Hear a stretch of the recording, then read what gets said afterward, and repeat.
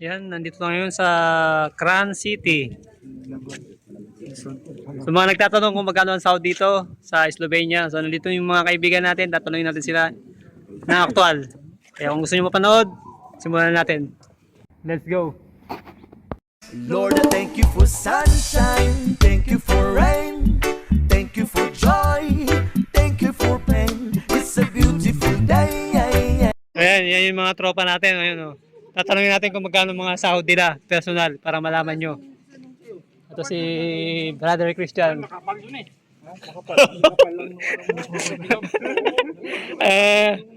Magkano basic salary dito sa Slovenia? 1.4. 1.4, ayun, 1.4. 1.48 di ba? Oo. Ito si Boss Billy, tatanungin natin to. Magkano sahod dito, Boss Billy? 2,000 to. 2,000. Magkano sahod sa basic salary?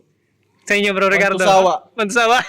Sahod, basic salary. 1.2. Maraming nagtatanong eh. Sa amin, ano? Okay. Basic lang pero sobra yung sakit ng katawan. Ayun, ayun, ayun. Hindi, basta kung mahal mo yung trabaho mo, Hmm. huwag mo intindihin yung sahod. Papaldo kayo basta papaldo sa Slovenia. Wala ka lang gagawin, basta magkatrabaho ka lang, mapaldo ka na. Ngayon. Importante dyan marangal, mabubuhay mo yung pamilya mo. Oh, sobra-sobra pa pag nandito na kayo. Higit pa, sapat na. Hintayin mo lang yung June, sa Kasi, yung December. ang dami kasi Sabi ka, ang dami kasi nagtatanong dun sa Novo Mesto kung magkano ang sahod. Update. Yung mga yung mga Ribos. yung paalis ngayon sa Peridot. Rebus Camp. Ayun, Rebus Camp. December pa? Layo pa. Rebus Company. May sasabihin ka. Anong Mga YouTube yan, mga YouTube. alam ko, ikaw pumapaldo ka na dito, kaya marami nagtatanong sa'yo eh.